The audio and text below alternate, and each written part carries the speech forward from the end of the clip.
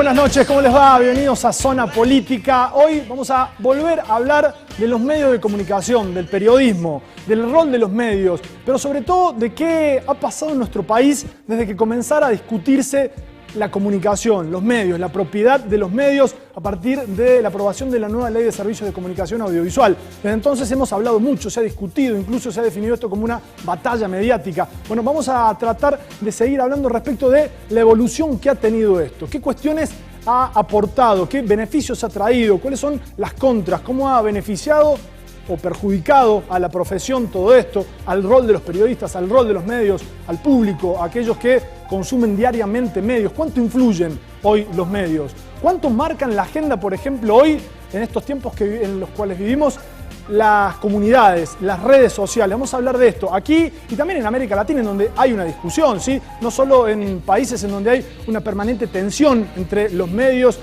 y gobierno y diferentes opiniones, como puede ser Venezuela, Bolivia, Brasil también, o Ecuador, sino en países como Chile, en donde los medios han sido un actor político fundamental, en donde su anterior presidente fue dueño de muchísimos medios, y también en Italia, por ejemplo. Bueno, vamos a hablar de los medios de comunicación. Compartimos un informe enseguida y vamos a estar acá hablando con Edgardo Moreno, periodista de La Voz del Interior, y con Marita Mata, que es especialista en comunicación, que es docente e investigadora de la UNC.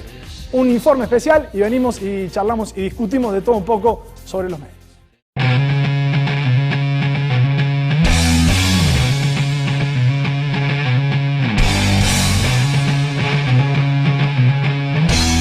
Yo estuve de acuerdo con la ley de medios conceptualmente y todavía estoy de acuerdo con la ley de medios con respecto a lo que significa desmonopolizar la información. Lo que me parece es que la ley tiene que ser equitativa para todos y que así como está hoy y así como se trata de implementar, es una ley hecha básicamente para perjudicar a Clarín y de todo lo demás se olvidan.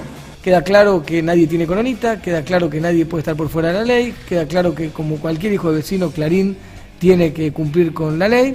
Y esto me parece que además del cumplimiento estricto de la ley, que es importante para la democratización de la palabra, también hay una cuestión política, simbólica muy fuerte, que es la recuperación de la autoridad estatal y exponer a las corporaciones en el lugar que tienen que tener y que las corporaciones dejen de creer que son las que determinan el rumbo de la democracia. Primero quisieron que de esto no se hable, después quisieron que los proyectos estuvieran cajoneados y después quisieron que no se vote, y cuando ninguna de estas cosas la lograron, quisieron que no se cumpla a través de el desempeño de la justicia. Esta ley restringe la libertad de expresión, esta ley afecta a todos, y a los grupos que no afecta ahora, o a los propietarios de medios que no afecta ahora, los afectará en el futuro. Es una ley muy perversa, que lo que busca es quitarle los medios a los que los tienen y dárselos a los amigos del gobierno. Y creo que esto tiene una gravedad institucional y jurídica solamente comparable con el golpe de Estado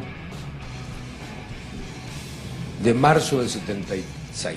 Todos sabemos que los sectores de poder fáctico hacen lobby. Desde que ejerzo el periodismo es el momento donde más dificultades he tenido para llevarlo adelante, y las dificultades son por donde lo mires, siempre hay una traba, siempre hay un intento de condicionar tu opinión, de que no la expreses. La situación de Brasil respecto a medios de comunicación es muy similar a de otros países de América Latina. Hay como que algunas familias, 5 o 6 familias, que controlan lo fundamental de la propiedad privada de los medios de comunicación, sea canales de televisión abierta o cerrada, sea revistas, radios y periódicos escritos.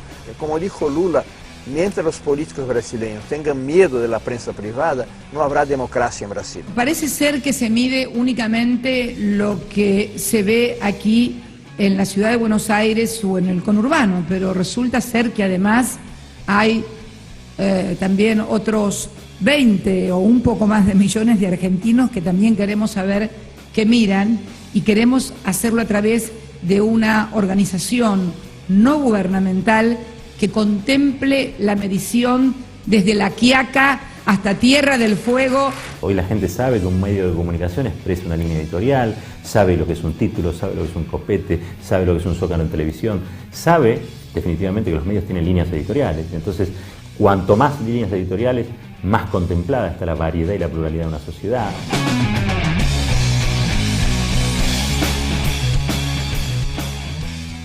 Bien, ahora sí, vamos a debatir, discutir un poquito, tratar de comprender este complejo fenómeno que es el de los medios y qué cosas han cambiado desde la aprobación de la ley y después de todo lo que se ha discutido. Estamos aquí con Marita Mata. Marita, muchas gracias por venir. Gracias a usted. Y con Edgardo Moreno. Muchas gracias también, Edgardo, por estar acá. Gracias a usted. Bueno, Marita, ¿qué cosas han cambiado desde entonces, después de tanta discusión, después de que se aprobó la ley? ¿Cómo lo ves? Mira, uno puede, la pregunta de qué cosas han cambiado es medio amplia, ¿no? Porque uno, por ejemplo, podría decir los concursos que ha habido para que existan nuevos medios. Eso es un cambio formidable. Se está por abrir en estos días, bueno, ya se llamó, ¿no? Un nuevo concurso para Córdoba.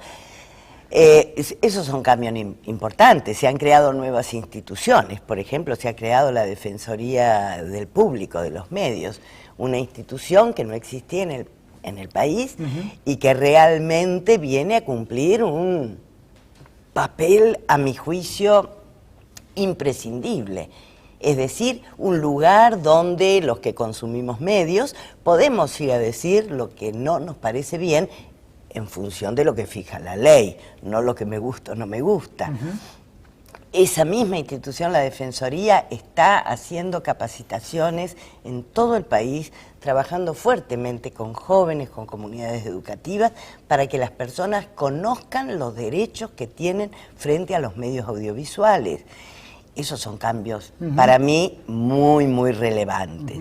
Pero también... Pero los grandes son los que están en términos de percepción, de qué claro, son los medios. Entonces digo, esos cambios son importantes, pero yo creo que esta ley, que fue una ley con un proceso de debate previo a su sanción muy intenso y extenso, y luego una ley que después de aprobada fue judicializada, y entonces también hubo un enorme proceso de discusión, lo que logró, a mi juicio, y no es un juicio personal, son resultados de una investigación que terminamos el año pasado en el CEA justamente, es que colocó a los medios de comunicación de otra manera en la consideración de la población.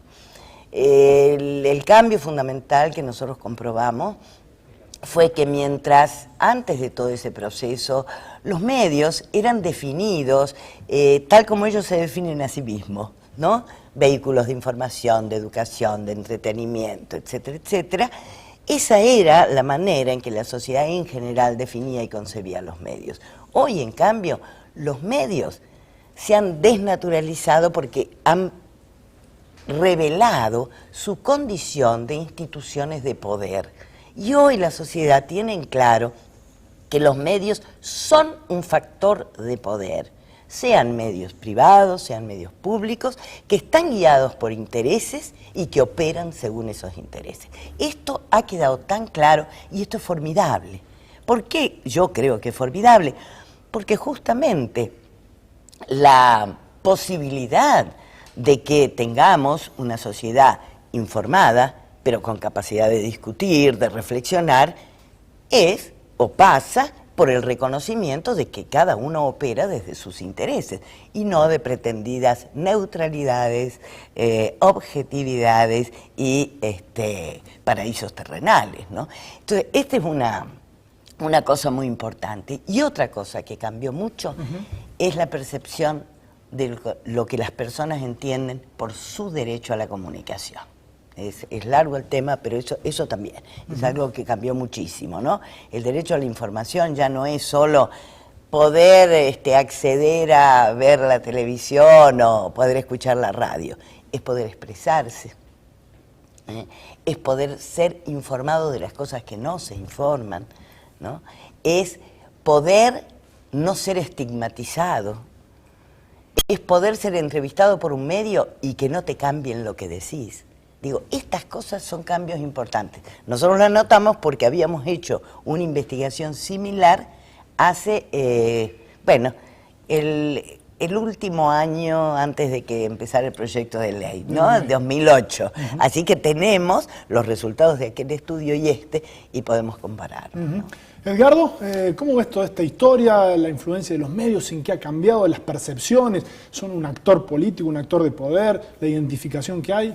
Yo lo primero que diría, Cristian, es esto. Me parece que es un proceso que no ha concluido todavía, que está en evolución permanente, sobre todo porque lo que estaba en el centro del debate, que eran las instituciones normativas que iban a servir como marco para el desarrollo de la actividad, no voy a decir la profesión porque voy a entrar en controversia con Marita, digo la actividad en términos genéricos, estaban puestas en controversia y esa fue la discusión, el proceso de discusión previo a la ley de medios, el proceso de sanción de la ley. Esto significa que uno de los poderes de nuestro sistema institucional, el Ejecutivo, tomó un debate y lo hizo proyecto, que otro de los poderes legislativos lo sancionó en términos de la creación de una norma, pero lo que se mencionaba como el proceso de judicialización, en definitiva, es el proceso todavía en evolución de la conclusión de la norma. Todo el desarrollo que hubo en torno a la serie de fallos judiciales, de pronunciamientos, dictámenes dentro de la justicia argentina hasta llegar a la Corte Suprema en los casos más conocidos, que fueron los de controversia sobre la constitucionalidad de la ley, conforman ese plexo normativo y todavía no ha concluido. De hecho, el proceso de adecuación derivado de la aplicación de esa norma está, digamos, recién en su fase inicial. De modo que yo creo que ese proceso todavía está en evolución. Y creo que habría que incorporar no solamente las herramientas valorativas que surgieron del debate previo a la ley y del debate parlamentario de la ley, también las herramientas valorativas que vinieron luego en el tercer poder, en el Poder Judicial, respecto de los contenidos en la ley. Y en esto yo tendría una mirada un tanto menos optimista, porque lo que uno ha podido observar ahí han sido juicios valorativos muy respetables, casi todos, o todos prácticamente, en términos, yo diría, críticos respecto de la evolución de todo ese proceso. Yo siempre sostengo, o me parece una línea de reflexión interesante, que leer el fallo de la Corte, en el caso donde más publicidad tuvo, digamos, que fue la controversia de Clarín y el Estado Nacional, arroja luces y sombras acerca de todo lo que fue ese proceso y todo lo que todavía está pendiente de que sea. No fue un fallo de consenso, fue un fallo de mayoría.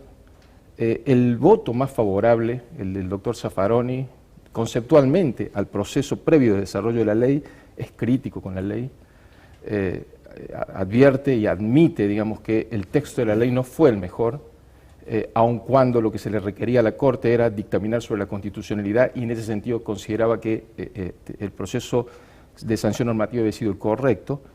Y luego ha habido también observaciones respecto de aspectos que influyen en el desarrollo posterior a la aplicación de la ley. Recordemos las advertencias del doctor Lorenzetti respecto de la ecuanimidad, idoneidad técnica y política, y imparcialidad política de la autoridad de aplicación.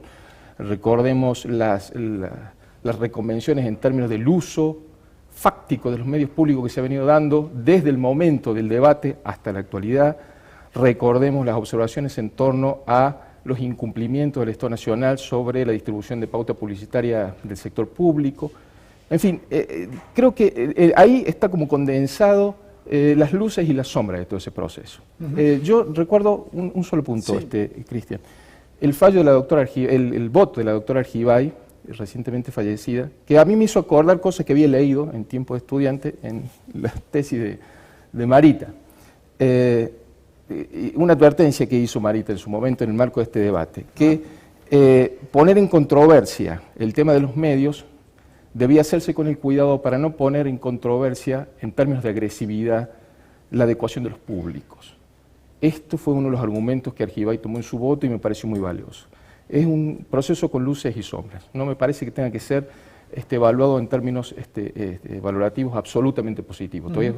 todavía me parece que es muy controvertido. Y una cuestión más, además de la parte técnica, de la parte legislativa, de lo que significó o significa como herramienta esta ley, Sí. respecto de la disputa cultural que hubo sobre los medios, ¿no? El cambio de percepciones, eso que decía recién Marita sobre que son considerados como un actor de poder, según las investigaciones que hicieron en la universidad, la historia esta de la disputa de si los medios son o no objetivos, si se paran desde un lugar para hablar. A ver, yo creo, tomaría 3 puntos de reflexión ahí. El primero, en términos de la forma en que se dio la controversia, creo que si bien siempre es valioso y no tiene por qué escapar la actividad de lo que desarrollamos, praxis comunicativa en los medios, escaparle a una controversia, a un cuestionamiento, una revisión, incluso de raíz respecto de los aspectos que legitiman nuestra actividad frente a la sociedad, me parece que en algún momento tuvo una carga de agresividad desde el Estado excesiva. Después voy a poder hablar yo, sí, ¿no? Por cierto, sí. ¿Por qué? Una carga de agresividad excesiva.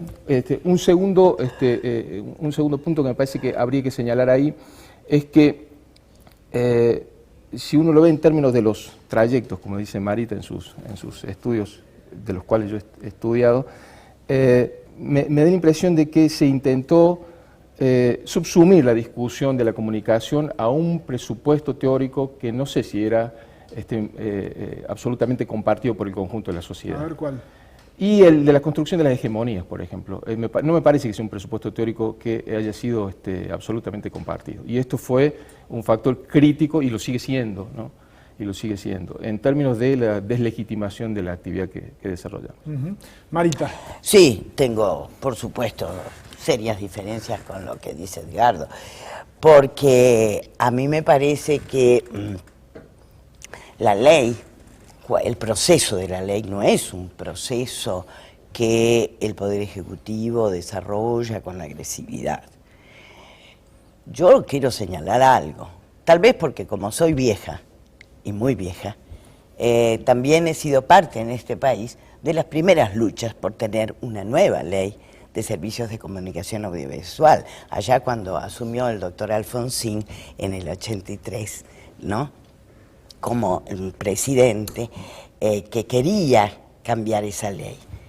Y ese fue, desde entonces, un proceso que los poderes económicos y mediáticos constituidos en nuestro país impidieron. Esto lo digo porque toda mi trayectoria en la Universidad de Córdoba, esta que alude Edgardo, como docente, me encargué de mostrar eso. Y eso es mostrable históricamente. Pero además, digo, lo han mostrado personajes como Enoch Aguiar, ¿no es cierto? Ese jurista que de la mano, ¿no?, de otros radicales hicieron lo posible para tener una nueva ley, etcétera, etcétera. Entonces digo, cuando este actual gobierno toma una iniciativa de la sociedad civil, porque fuimos nosotros, yo digo nosotros porque yo soy parte de la coalición por una radiodifusión democrática, un organismo integrado por universidades, periodistas, medios comunitarios, juristas, organismos de derechos humanos, sindicatos de trabajadores de los medios, etcétera, etcétera.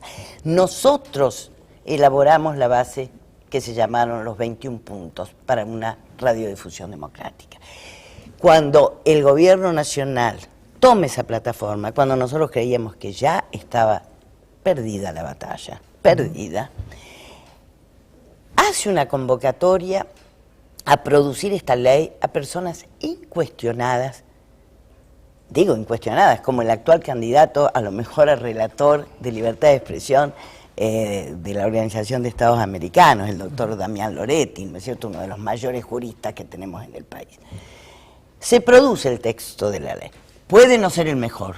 Digo, hay crítica. Yo misma considero que hay aspectos de la ley que son controversiales, como toda norma, ¿eh? Porque esto de decir es la norma perfecta, no, para nada. Bien, pero esa norma, en el proceso de debate, cuando el gobierno nacional dice, antes de mandar el proyecto terminado al Parlamento, vamos a debatir en todo el país. Cuando uno, al menos yo valoro eso como profundamente democrático, yo no me olvido que lo primero que dijeron algunos diputados, senadores de la oposición, incluida una diputada de esta provincia, fue que eso era antidemocrático. que nosotros como sociedad, en foros, discutiéramos, ¿no? Y aportáramos, eso era antidemocrático.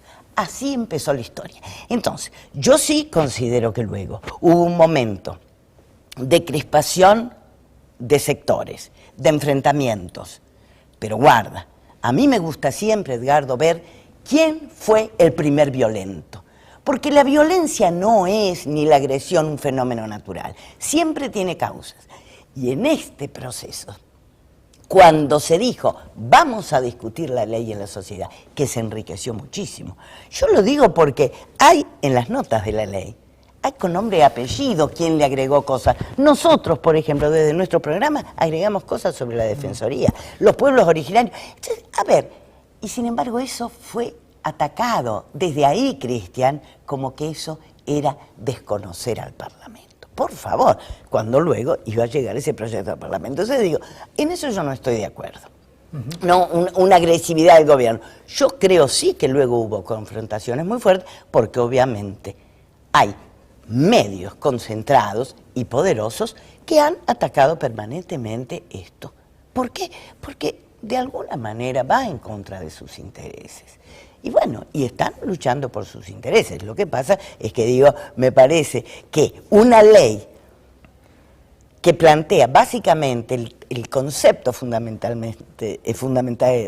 de esta ley, me parece a mí que no tiene que ver nada con la hegemonía, tiene que ver con definir a la comunicación por primera vez en una norma de nuestro país como un derecho de todos.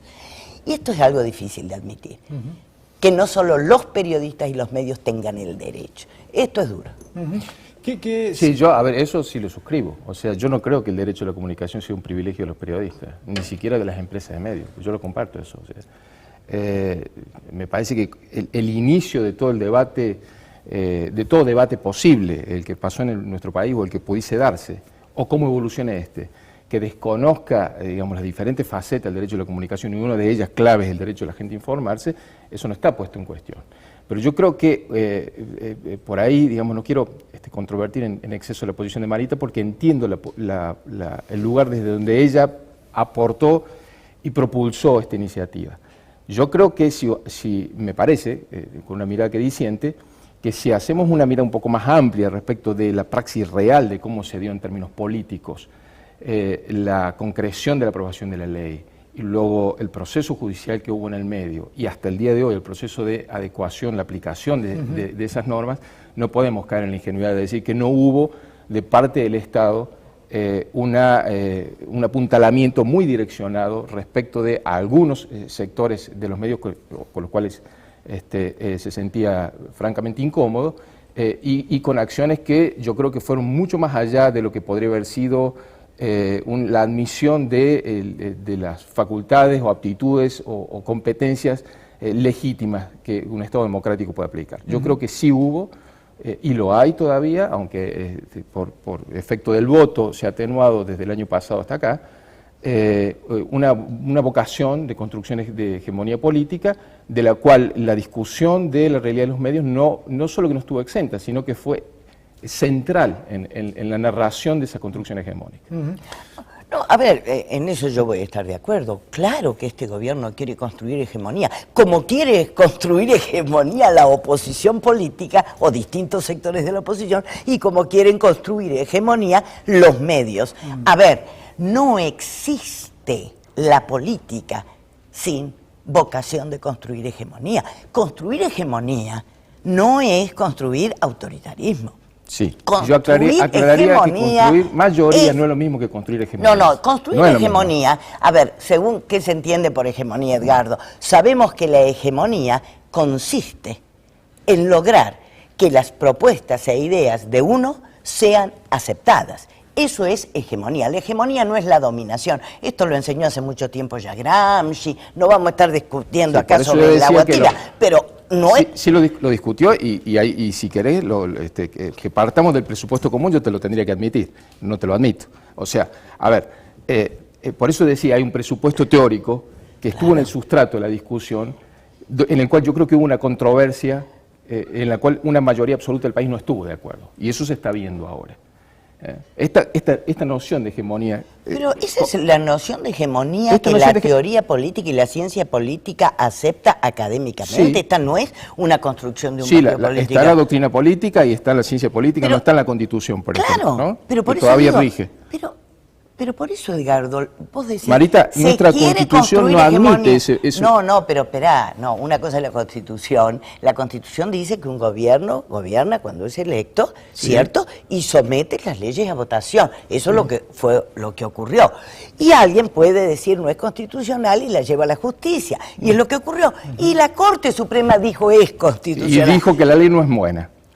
Y dijo que la ley no es buena. Pero, a ver, o sea, si vamos a terminar el debate en la discusión del Parlamento... La Corte Suprema, según nuestra Constitución, no es la que dice si las leyes no, son pero buenas funda o derecho, malas. pero funda derecho también. Perdón, eso lo dice el Parlamento con su voto. ¿Por qué no, entonces hacemos...? A ver, sí, el Parlamento... No, la Corte es un la buen que abogado, dice si es constitucional o un buen teórico del derecho que nos saque un poquitito de la mirada de comunicación. Yo soy ciudadana. Yo también. Y sé que la Corte puede decir si las leyes son constitucionales o no. Y funda derecho con sus fallos también. Sí. Funda derecho con sus fallos. A ver, funda jurisprudencia. No sanciona leyes, pero funda derecho. Lo que yo digo es que, por ejemplo, la Corte puede decir que esta es una ley que le da demasiadas atribuciones al Consejo del AFCA, por ejemplo. Y otro jurista puede decir, no, la verdad tiene pocos derechos. Eso todo es materia discutible en una norma. Tiene que haber alguien que haga un pedido al Parlamento para que la revise. Eso ya no es materia de la Corte. No es materia de la Corte, por cierto. Bueno. Como tampoco es facultad de quienes vivimos y compartimos un sistema normativo desconocer los fundamentos de un fallo de la Corte. No. Edgardo, Marita, la verdad que los he escuchado con mucha atención. A mí me apasionan estas cuestiones de la comunicación, del periodismo, del rol de los medios, del público que consume medios y que necesita poder tener distintas variantes, pluralidad, poder hacer estos debates acá, estas charlas. Y me parece que uno de los puntos positivos que podemos remarcar es esto, que pueden estar ustedes aquí, que tienen muy distintas miradas respecto de distintas cosas, pero que podamos hablar, mucho. se respetan, que podamos hablar y que cada uno saque su que discutirle a la profesora, además. Sería terrible que siendo comunicadores no nos escucháramos y no nos respondiéramos. Les agradezco a los dos haber venido acá. No, gracias. Bueno, gracias. Muchas la verdad gracias. que un gusto. Hacemos una pausa breve y enseguida venimos con más Zona Política.